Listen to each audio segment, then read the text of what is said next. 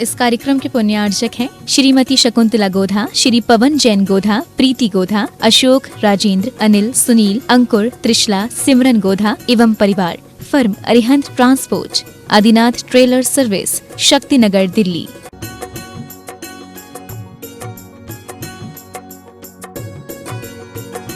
ओम नमः सिद्धेभ्यः।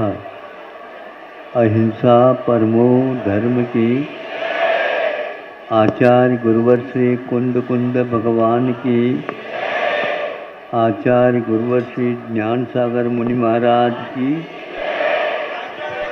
यहाँ इस गांव की गलियां बहुत सक्रिय है,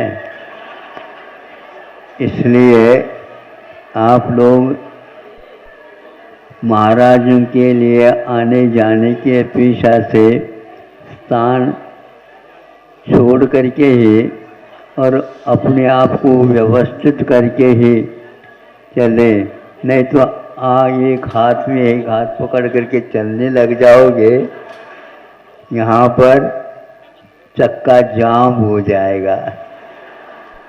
इसलिए शांति के साथ आप लोग सब दर्शन करेंगे, एक पंक्तिबद्ध खड़े हो करके, तो इससे सब लोग लाभान्वित होंगे, क्योंकि उस समय सब लोग प्राय करके भूल जाते हैं हम कहाँ आए।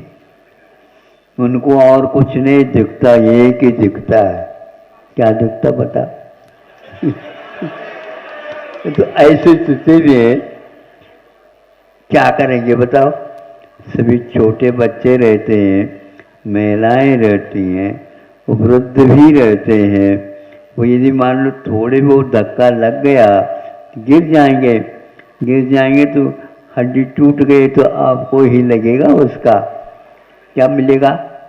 हाँ, इसलिए अज्ञान से बचना चाहिए, भावुकता में नहीं आना चाहिए, उतावली नहीं करना चाहिए।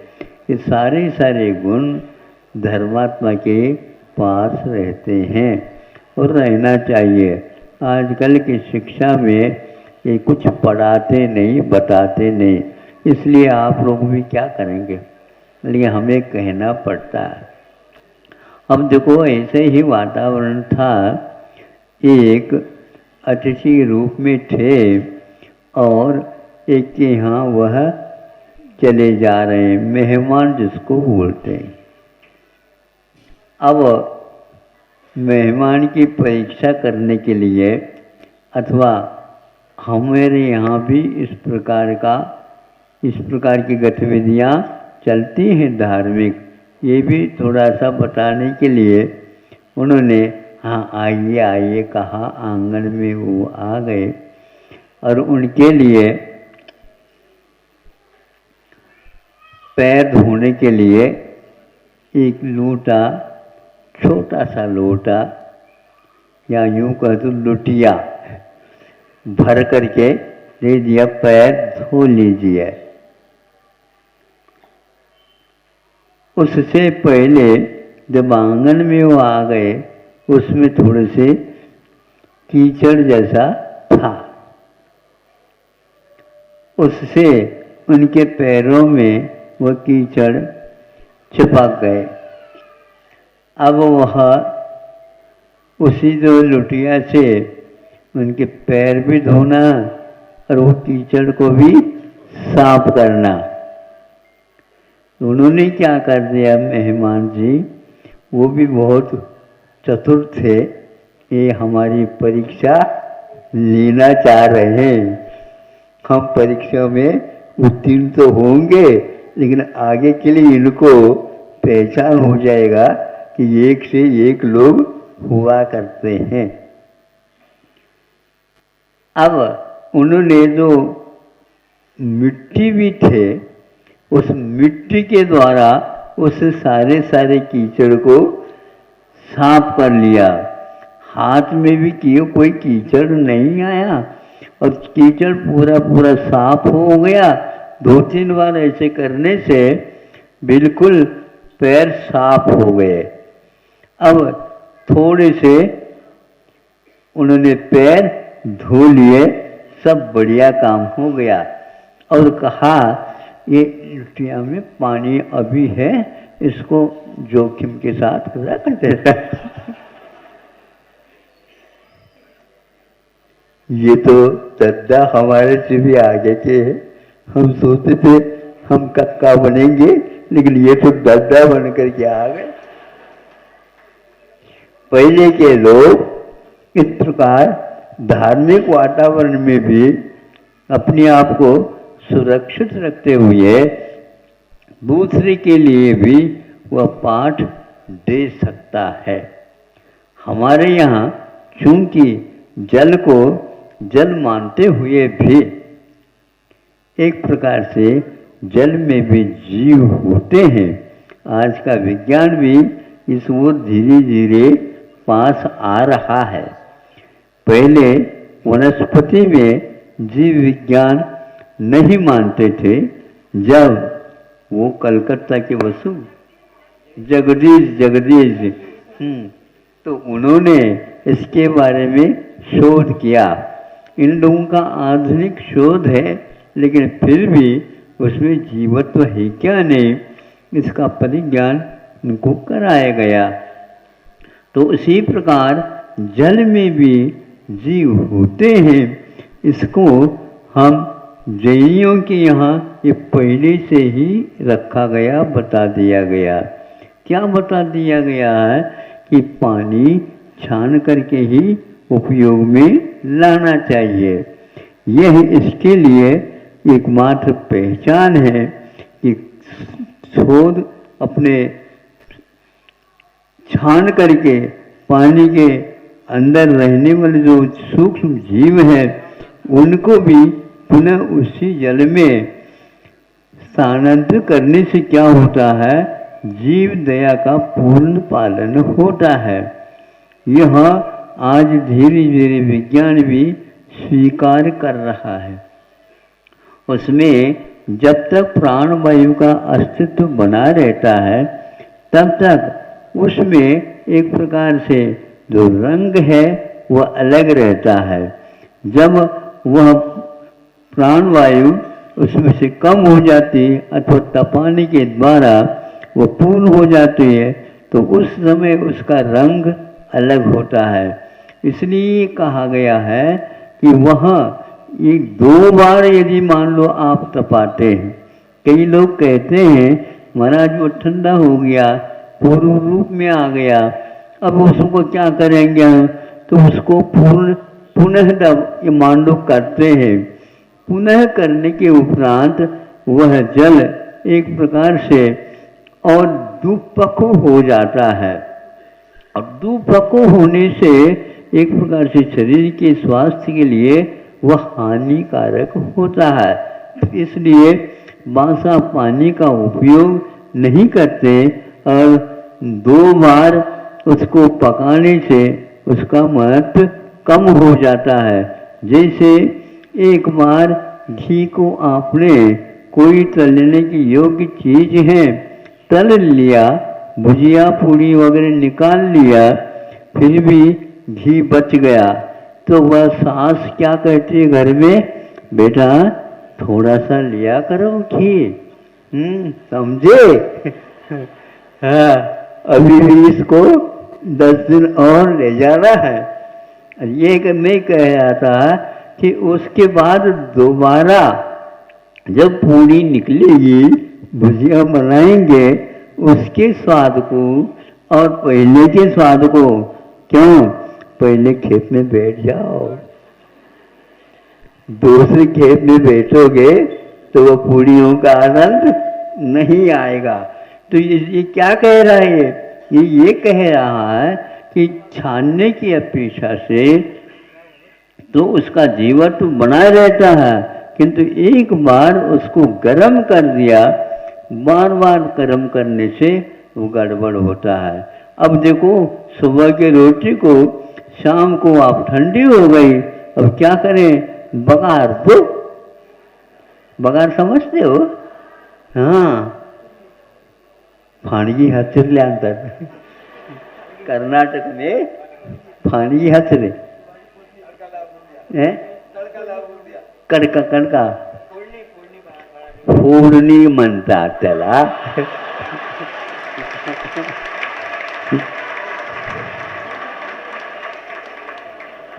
समझ में आ गया? ऐसा ही धार्मिक विषय समझना चाहिए. तो पहले के लोग इससे बहुत अवगत रहते थे, बच्चों को भी सिखाते थे, उसके स्वाद में भी अंतर आता है. इसी प्रकार जल का स्वाद भी होता है कि उसमें भी अंतर आ जाता है. इसके कारण आज वर्तमान में जल को तो उपयोग में लाते हैं, छानने की पद्धति समाप्त हो गई.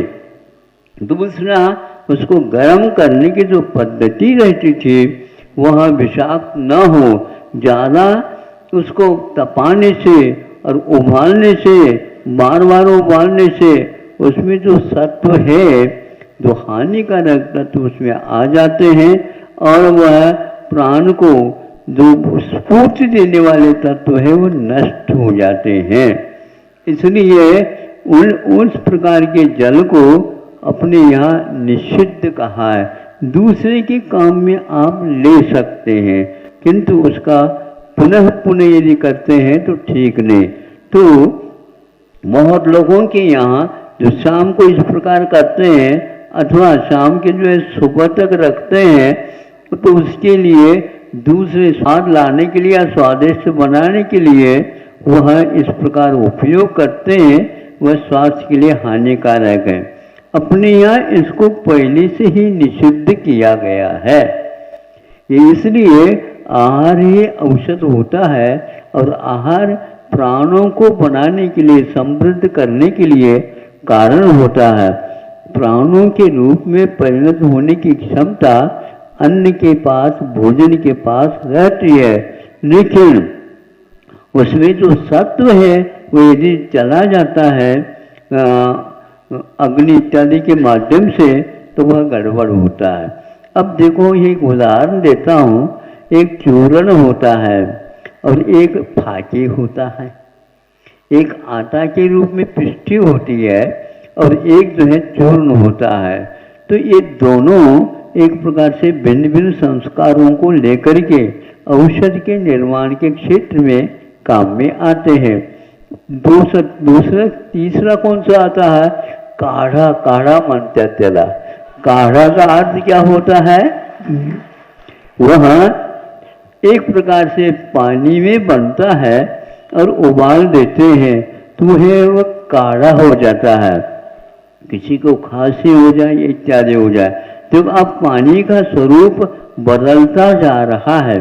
जब काढ़े से हम आगे बढ़ते हैं तो वह बनता है क्वाथ. तो वहाँ एक प्रकार से एक गिलास है, मान लो आधा गिलास रह जाता है अथवा चाराना भर रह जाता है. यह क्वाथ कहलाता है. इसके पीने से खांसी आदि तो दूर हो सकते हैं, लेकिन पानी की प्यास वह बुझती नहीं है.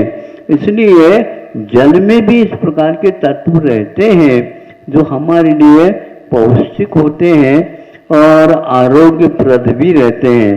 तो औषधि के लिए क्वाथ तो बताया, लेकिन पीने के लिए वह औषधि के रूप में लो, उसको किसी प्रकार से जल के रूप में मत लो. इसीलिए बच्चों को भी कह देना चाहिए, आज का जो जल आता है, जो शीशी में बोतल में भर भर करके आता है, उसमें अनेक प्रकार के तत्व हैं. कोई तत्व वगैरह रहते नहीं, लेकिन वह तत्व एक प्रकार से हमारे शरीर के लिए लाभप्रद है अथवा हानि दे करते हैं. ये यदि ज्ञान नहीं है तो बस पानी तो अच्छा जो प्रवाहित होता है उसको पीते हैं, लेकिन बोतल का, अब बोतल उसके बिना आज चैन नहीं. लेकिन हमारा कहना है ये धीरे धीरे रोग के लिए कारण होते जा रहे हैं. ये हमारा अविवेक है अथवा विदेशी शिक्षा का फल है. विदेशी शिक्षा में यही होता है, वह कब छाना, छाना क्या नहीं, ये कोई भी ज्ञान नहीं रहता।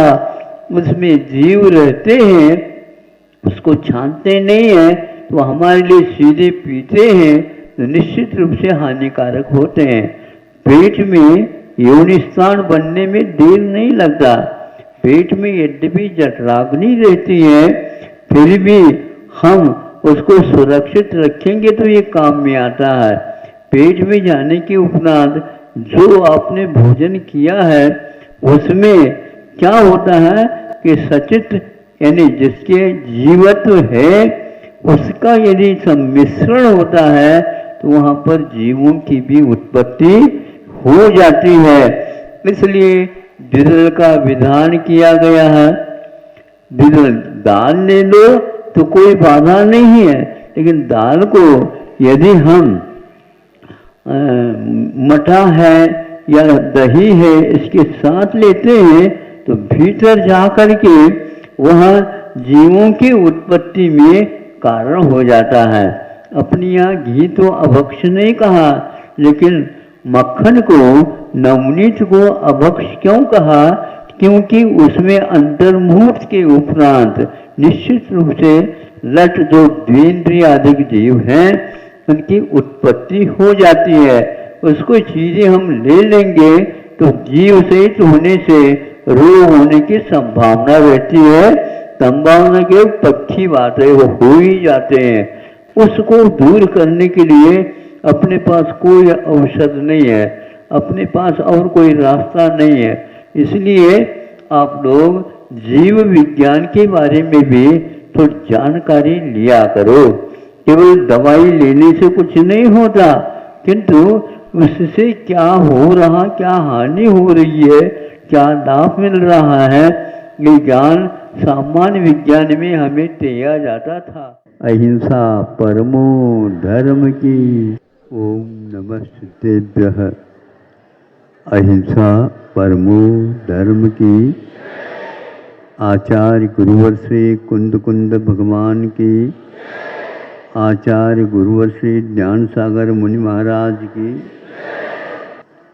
रेशम का उत्पादन कैसा होता है?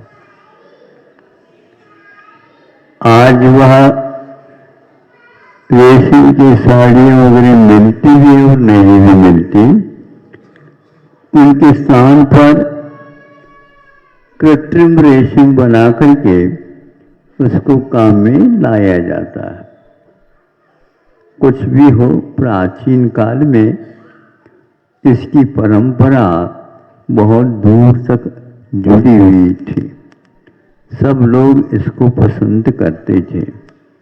स्वतंत्रता मिलने से पूर्व में इसकी खेती बहुत मात्रा में हुआ करती थी। तो एक बार पढ़ा हमने कैसे होती है उसकी खेती। कोई बीज बोता हो, फिर इसके माध्यम से जैसे कपास की उत्पत्ति होती हो, उस प्रकार नहीं मानी जाती। फिर भी चीन पटवत कहा गया है। चीन में इसकी प्रसिद्धि ज्यादा है। ये सर्वा सिद्धि का उल्लेख है कि वहाँ रेशम के कपड़े की भांति पीले रंग वाला होता है। उसको भूमि के जीव के लिए उपमा दी गई है। अब उस लेख पढ़ने के उपरांत लगा कि संसार ये प्राणी कितनी विषयों में रमता रहता है। कपड़ा तो पहनना ये ठीक है लज्जा को ढकने के लिए और धूप से बचने के लिए आदि आदि, किंतु उसमें भी यह विषय ढूंढता है, उसमें भी यह अपनी लोलुपता का प्रदर्शन करता है और इस प्रकार के वस्त्र पहन करके वह दूसरे के सामने मना बक जरा मुझे देख तो लो, हमने ऐसा कपड़ा पहना है, तुम्हें देखने को भी नहीं मिलेगी, इसलिए देख तो लो। अब ये हुआ मान का अतिरेक। मद का उद्गम इसी से होता है और विषयों के लोभ लालच के कारण अपने आप को महान उस कर्म से बांध देता है संसारी प्राणी। उसमें पड़ा था कि जो मालिक होते हैं तो उसके उत्पादन कैसे करते हैं, लाखों कीड़े पालते हैं और उनको पाल करके उनके लिए अलग अलग प्रकार का उसकी खुराक रहती है। पत्तों को वो खिलाया जाता है, वो पत्ते खा वो रखते ही वो उसको खा लेते हैं।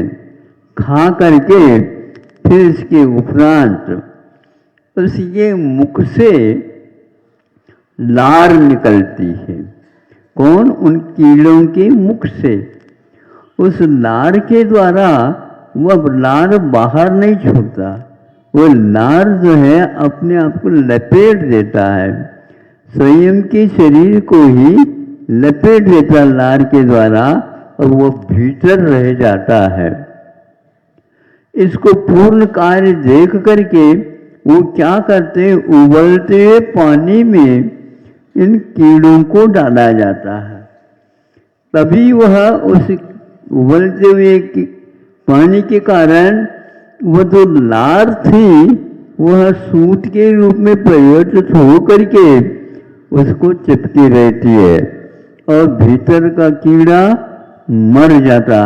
एक क्रिया किए बिना वो रेशम इनको हाथ में आ ही नहीं सकता। यह इस रेशम बनने का इतिहास है। वह स्वयं उस पत्ते को खा लेता है तो ही वह मुख से लार निकाल सकता, नहीं खाता है तो नहीं।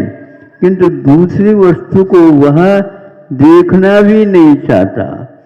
उसका कितना तीव्र कर्म का उदय होगा, अपने आप की मृत्यु के लिए स्वयं कारण बन जाता।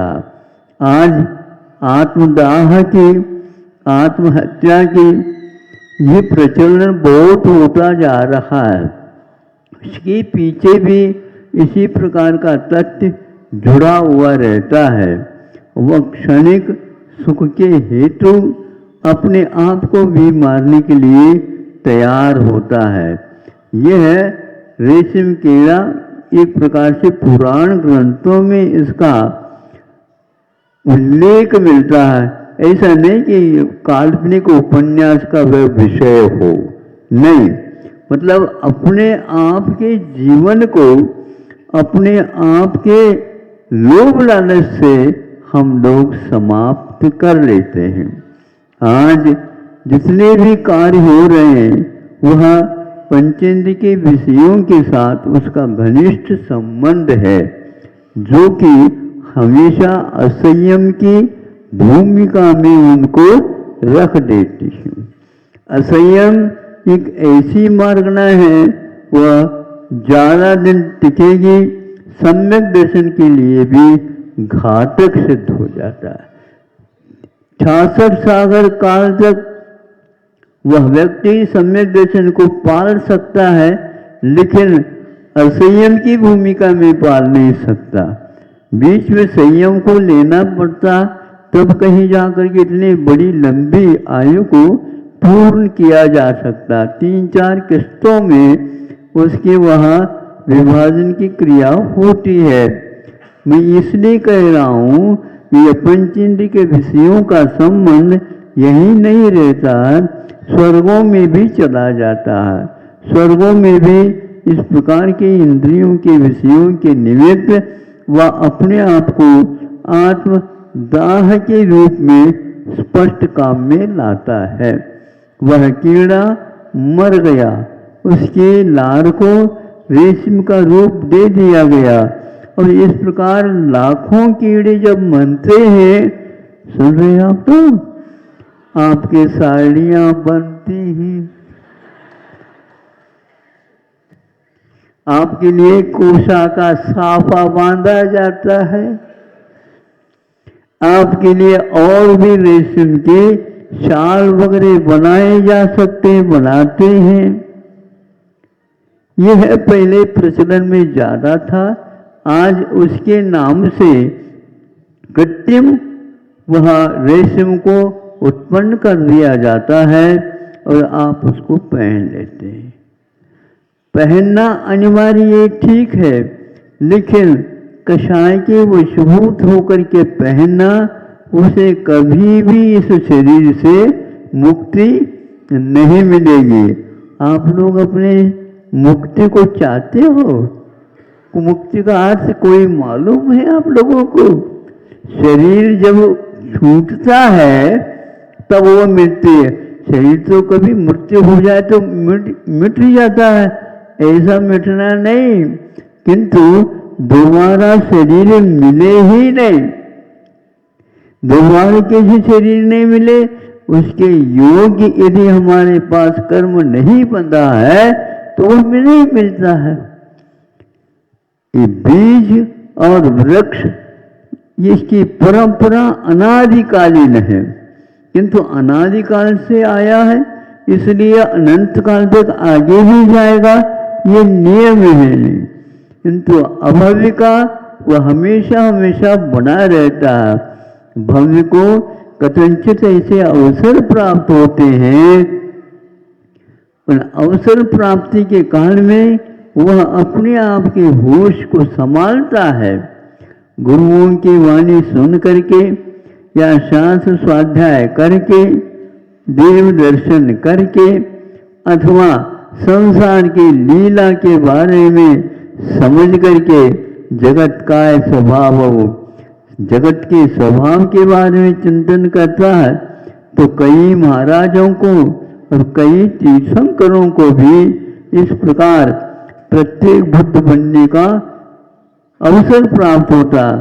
जो कि वहाँ दांत गिर गया किसी का, एक क्षणिक है विषय जिसके माध्यम से भोगे जाते हैं, वो दांत गिर गया, बाल सफेद हो गए, कमर झुक गई, लाल टपकने लगे। ऐसे यदि बुद्ध का दर्शन आप करते हैं तो उसके लिए, सम्यक दर्शन के लिए कारण वृद्धों के दर्शन करना चाहिए। सिद्ध वृद्धों की सेवा करने से ये प्राप्त हो जाता। अरे मेरा इतना सुंदर शरीर, और हमारे दादाजी का मेरे से भी ज़्यादा सुंदर था, क्योंकि फोटो में देखने को मिलता है, लेकिन आज जो इनका स्वरूप क्या हो गया, इसके द्वारा भी वैराग्य हो सकता है। आप लोगों को होता है कि नहीं, ये तो हम एकदम खुलासा तो नहीं कर सकते।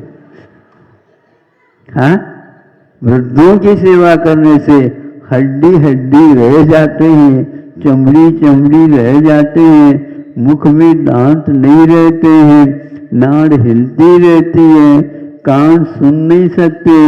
अब क्या पुंचिंद के विषय भूलने में आते ही नहीं, फिर भी दादा की चिंता ये रहती है, आगे मैं कहाँ जा रहा हूँ, वहाँ हमारे लिए सब सुख मिलती रहे, ये इच्छा करता है तो वह निदान बंद कर लेता है। आप भी ऐसा चाहो तो देख लो, भूल करके नहीं करना।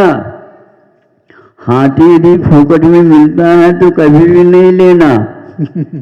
नहीं समझते, उसको रख रखाव बहुत कठिन होता है। बड़ी बिल्डिंग बना दी, देखभाल नहीं होता तो ताले डालने पड़ते हैं, और ताले लग गए तो कुछ उसका उपयोग क्या है।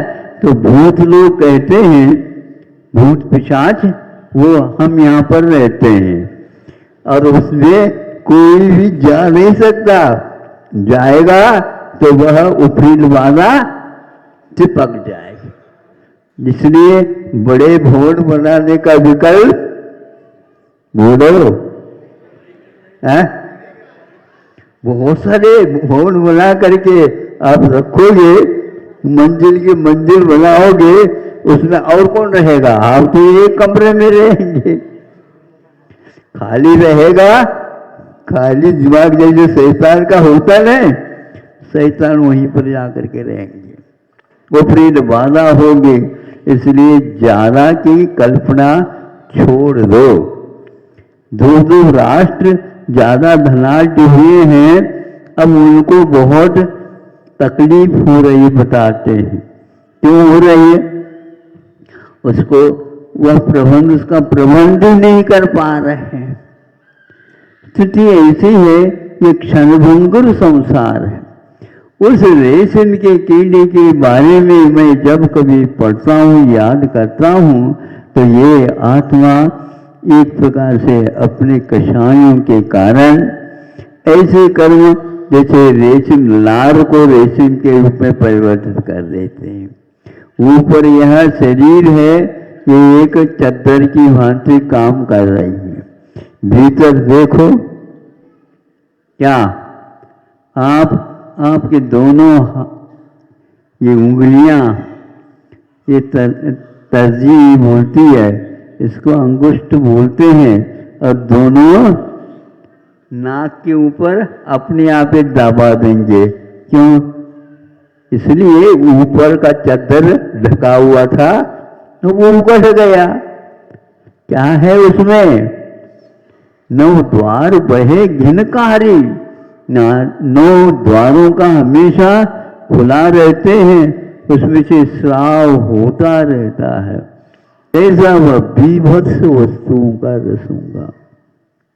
इस प्रकार इस अनित्य संसार में भी नित्यत्व की परिकल्पना करने वाले अभी भी उनको शुरू नहीं, ये कोशागार कथा अवश्य पढ़ लेना चाहिए, और अपने को जो वैरागी है उनके साथ जाकर के थोड़े क्षण व्यतीत कर लेना चाहिए, और जगत के स्वरूप के बारे में भी सोच लेना चाहिए, और बच्चों को भी इसी प्रकार के संस्कार डालना चाहिए।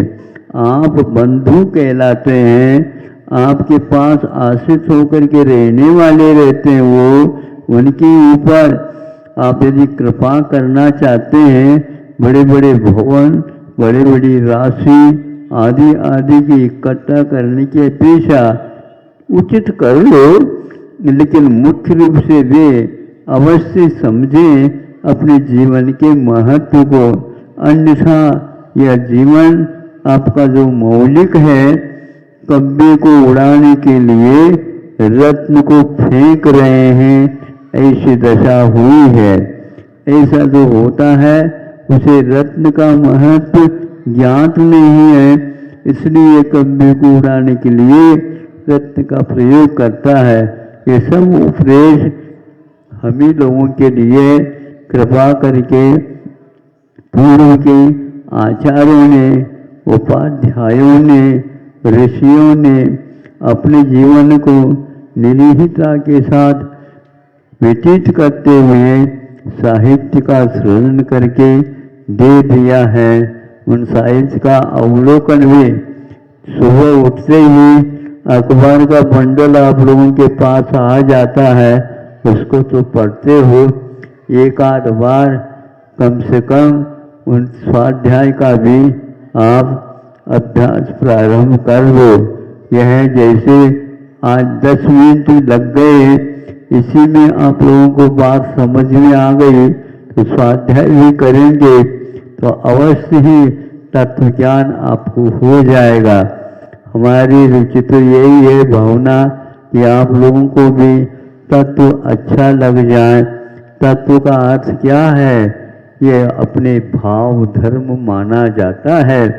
इस भाव धर्म को समझेंगे, किस वस्तु का क्या धर्म है, किस वस्तु का क्या तत्व है, किस वस्तु को हम उपयोग में ला सकते हैं, किसको नहीं ला सकते हैं, कितनी मात्रा में उसको ला सकते हैं, उसके बिना भी हमारा जीवन चल सकता है क्या नहीं, ये सब बातें समझने की हैं।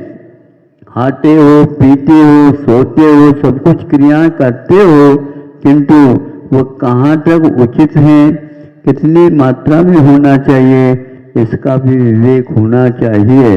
रात के 12 बजे सोए और दिन के 12 बजे भी 5 बार उठाना पड़े, नहीं उठे तो अब कहाँ तक दया करेंगे। और आपके उठाने के लिए ही काम करें, वो अपने घर का भी काम करें या न करें, किसी किसी को मालूम नहीं पड़ता। अभी तो 12 बजा है, 12 दिन का है क्या रात का है, बोलो, मालूम नहीं पड़ता। और आजकल सूर्य नारायण का दर्शन ही नहीं होता। क्यों? इतनी बड़ी बड़ी बिल्डिंग रहते हैं और इतने बिल्डिंग रहने के कारण वहां पर आधा घंटे के लिए भले ही ऊपर से देखो, वो भी यूं करने से सूर्य की धूप दिख जाए, सूर्य नारायण का दर्शन नहीं। उसके लिए रात का 12 और दिन का 12 समान रहता है। दिन में भी लाइट की आवश्यकता है, तो अब आंखों की क्या आवश्यकता, जब लाइट है तो काम दे दो। ये स्थिति हो गई है, ये अच्छा है क्या? ये विज्ञान का फल है, जो एक प्रकार से सुविधा के लिए ही वह बहुत प्रकार के दुविधाओं से युक्त है। ये अब समझ में आ रहा है। जितना समझ में आ जाए और उसके बारे में सोच ले, समझ ले और निर्णय ले ले तो बहुत अच्छा है। वृद्धावस्था में निर्णय लेना बहुत कठिन होता है। इस समय विषयों से बच करके निर्णय लेना भी बहुत कठिन है, फिर भी यह कार्य आपके लिए हो सकता है। बाद में पश्चाताप करने की अपेक्षा से यह ग्रंथ आदि का वाचन भी हम लोगों के लिए सुखदायी है। यही काम करें। अहिंसा परमो धर्म की जय। ओम नमः सिद्धेभ्यः। अहिंसा परमो धर्म की। आचार्य गुरुवर श्री कुंद कुंद भगवान की। आचार्य गुरुवर श्री ज्ञान सागर मुनि महाराज की। रेशम का उत्पादन कैसा होता है?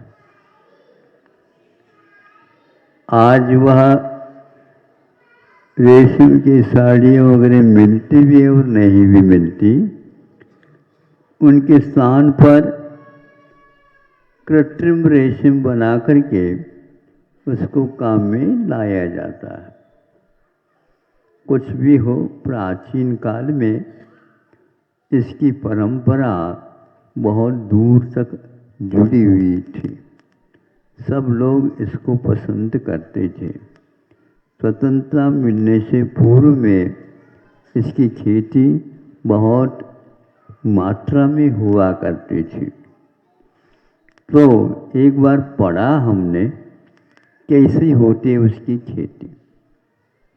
कोई बीज बोता हो, फिर इसके माध्यम से जैसे कपास की उत्पत्ति होती हो, उस प्रकार नहीं मानी जाती। फिर भी चीन पटवत कहा गया है। चीन में इसकी प्रसिद्धि ज़्यादा है।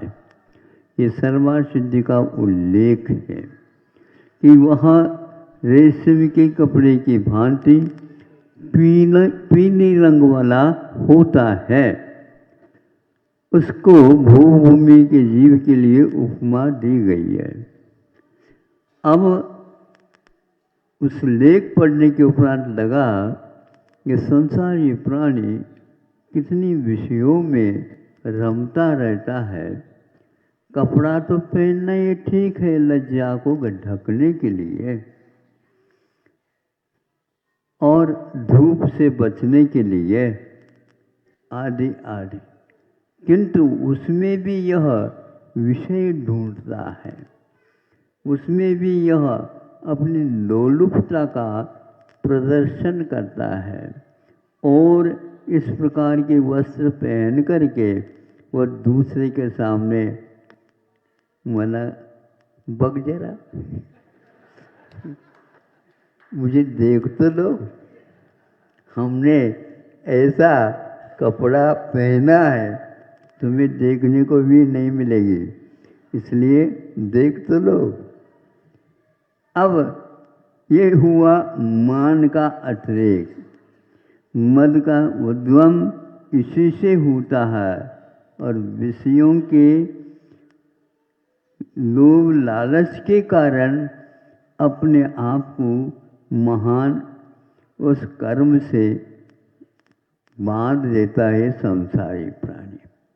उसमें पढ़ा था कि जो मालिक होते हैं तो उसके उत्पादन कैसे करते हैं, लाखों कीड़े पालते हैं और उनको पाल करके उनके लिए अलग अलग प्रकार का उसकी खुराक रहती है। पत्तों को वो खिलाया जाता है, वो पत्ते खा वो रखते ही वो उसको खा लेते हैं। खा करके फिर इसके उपरांत उसके मुख से लार निकलती है। कौन? उन कीड़ों के मुख से।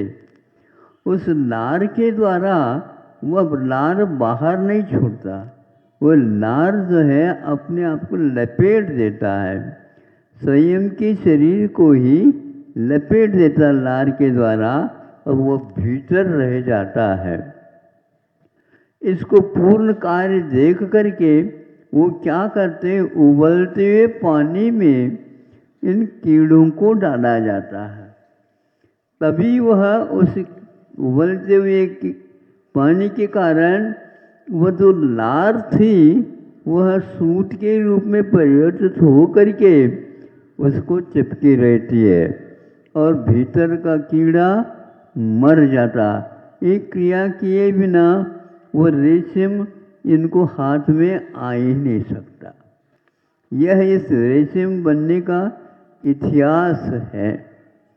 वह स्वयं उस पत्ते को खा लेता है तो ही वह मुख से लार निकाल सकता, नहीं खाता है तो नहीं। किंतु दूसरी वस्तु को वह देखना भी नहीं चाहता। उसका कितना तीव्र कर्म का उदय होगा, अपने आप की मृत्यु के लिए स्वयं कारण बन जाता। आज आत्मदाह की, आत्महत्या की ये प्रचलन बहुत होता जा रहा है।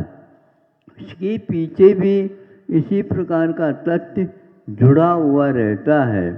वह क्षणिक सुख के हेतु अपने आप को भी मारने के लिए तैयार होता है। यह रेशम कीड़ा एक प्रकार से पुराण ग्रंथों में इसका उल्लेख मिलता है। ऐसा नहीं कि काल्पनिक उपन्यास का वह विषय हो, नहीं, मतलब अपने आप के जीवन को अपने आप के लोभ लालच से हम लोग समाप्त कर लेते हैं। आज जितने भी कार्य हो रहे हैं वह पंचेंद्र के विषयों के साथ उसका घनिष्ठ संबंध है, जो कि हमेशा असंयम की भूमिका में उनको रख देती है। असंयम एक ऐसी मार्गना है वह ज़्यादा दिन टिकेगी, सम्यक दर्शन के लिए भी घातक सिद्ध हो जाता है। 66 सागर काल तक वह व्यक्ति सम्यक दर्शन को पाल सकता है, लेकिन असंयम की भूमिका में पाल नहीं सकता। बीच में संयम को लेना पड़ता, तब कहीं जाकर के इतनी बड़ी लंबी आयु को पूर्ण किया जा सकता। 3-4 किस्तों में उसके वहाँ विभाजन की क्रिया होती है। मैं इसलिए कह रहा हूँ कि पंचेंद्र के विषयों का संबंध यही नहीं रहता, स्वर्गों में भी चला जाता है। स्वर्गों में भी इस प्रकार के इंद्रियों के विषयों के निमित्त वह अपने आप को आत्मदाह के रूप में स्पष्ट काम में लाता है। वह कीड़ा मर गया, उसके लार को रेशम का रूप दे दिया गया और इस प्रकार लाखों कीड़े जब बनते हैं, सुन रहे हैं आप? तो आपके साड़ियाँ बनती हैं, आपके लिए कोसा का साफा बांधा जाता है, आपके लिए और भी रेशम के शाल वगैरह बनाए जा सकते हैं, बनाते हैं। यह पहले प्रचलन में ज़्यादा था, आज उसके नाम से कृत्रिम वह रेशम को उत्पन्न कर दिया जाता है और आप उसको पहन लेते हैं। पहनना अनिवार्य ये ठीक है, लेकिन कषाय के वशीभूत होकर के पहनना, उसे कभी भी इस शरीर से मुक्ति नहीं मिलेगी। आप लोग अपने मुक्ति को चाहते हो? मुक्ति का अर्थ कोई मालूम है आप लोगों को? शरीर जब छूटता है तब वो मिलती है। शरीर तो कभी मृत्यु हो जाए तो मिट ही जाता है, ऐसा मिटना नहीं, किंतु दोबारा शरीर मिले ही नहीं। दोबारा कैसे शरीर नहीं मिले? उसके योग्य यदि हमारे पास कर्म नहीं बंधा है तो वह नहीं मिलता है। ये बीज और वृक्ष, इसकी परंपरा अनादिकालीन है, किंतु अनादिकाल से आया है, इसलिए अनंत काल तक आगे भी जाएगा, ये नियम है नहीं।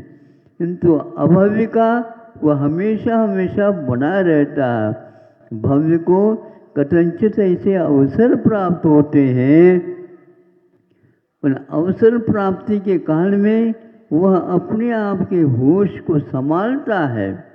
गुरुओं की वाणी सुन करके या शास्त्र स्वाध्याय करके, देव दर्शन करके, अथवा संसार की लीला के बारे में समझ करके जगत का स्वभाव, जगत के स्वभाव के बारे में चिंतन करता है, तो कई महाराजों को और कई तीर्थंकरों को भी इस प्रकार प्रत्येक बुद्ध बनने का अवसर प्राप्त होता, जो कि वह दांत गिर गया किसी का, एक क्षणिक है विषय जिसके माध्यम से भोगे जाते हैं, वो दांत गिर गया, बाल सफ़ेद हो गए, कमर झुक गई, लार टपकने लगे, ऐसे यदि वृद्ध का दर्शन आप करते हैं तो उसके लिए सम्यक दर्शन के लिए कारण वृद्धों के दर्शन करना चाहिए। शुद्ध वृद्धों की सेवा करने से ये प्राप्त हो जाता। अरे मेरा इतना सुंदर शरीर, और हमारे दादाजी का मेरे से भी ज़्यादा सुंदर था, क्योंकि फोटो में देखने को मिलता है, लेकिन आज जो इनका स्वरूप क्या हो गया, इसके द्वारा भी वैराग्य हो सकता है। आप लोगों को होता है कि नहीं, ये तो हम एकदम खुलासा तो नहीं कर सकते। हाँ, वृद्धों की सेवा करने से हड्डी हड्डी रह जाते हैं, चमड़ी चमड़ी रह जाते हैं, मुख में दांत नहीं रहते हैं, नाड़ हिलती रहती है, कान सुन नहीं सकते।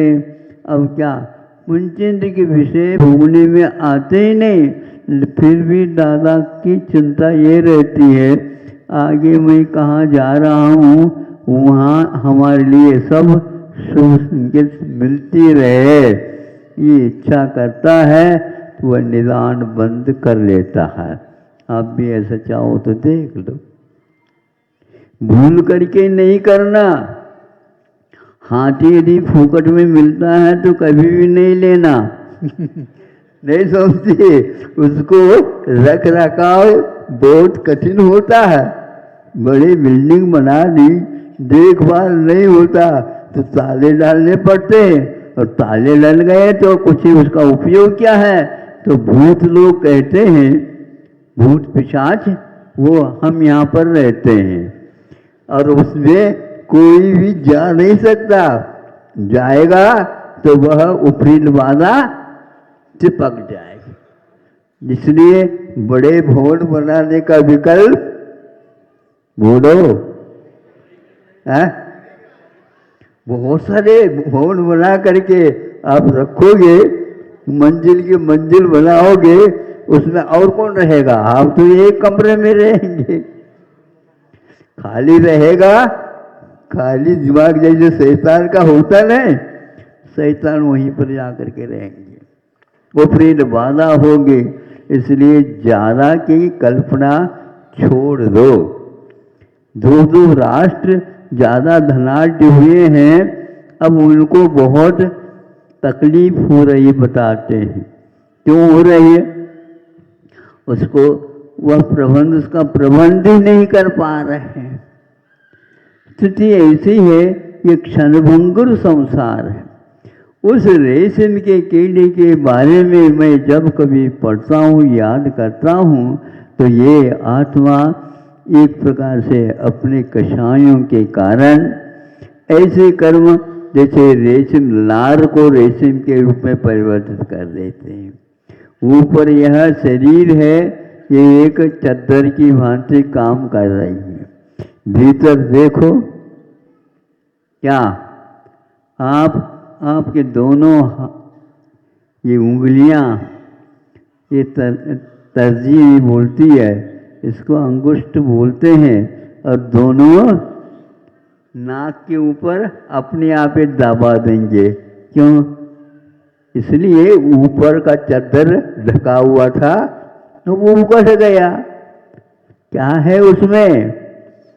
9 द्वार बहे घिनकारी, 9 द्वारों का हमेशा खुला रहते हैं, उसमें से स्राव होता रहता है।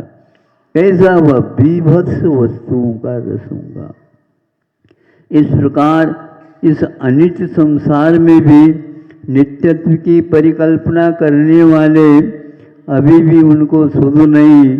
ये कोशागार कथा अवश्य पढ़ लेना चाहिए, और अपने को जो वैरागी हैं उनके साथ जाकर के थोड़े क्षण व्यतीत कर लेना चाहिए, और जगत के स्वरूप के बारे में भी सोच लेना चाहिए, और बच्चों को भी इसी प्रकार के संस्कार डालना चाहिए। आप बंधु कहलाते हैं, आपके पास आश्रित होकर के रहने वाले रहते हैं, वो उनके ऊपर आप यदि कृपा करना चाहते हैं, बड़े बड़े भवन, बड़े बड़ी राशि आदि आदि की इकट्ठा करने की अपेक्षा उचित कर लो, लेकिन मुख्य रूप से वे अवश्य समझें अपने जीवन के महत्व को। अन्यथा यह जीवन आपका जो मौलिक है, कब्बे को उड़ाने के लिए रत्न को फेंक रहे हैं, ऐसी दशा हुई है। ऐसा जो होता है उसे रत्न का महत्व ज्ञात नहीं है, इसलिए कब्बे को उड़ाने के लिए रत्न का प्रयोग करता है। ये सब उपदेश हम ही लोगों के लिए कृपा करके पूर्व के आचार्यों ने, उपाध्यायों ने, ऋषियों ने अपने जीवन को निरीहता के साथ व्यतीत करते हुए साहित्य का सृजन करके दे दिया है।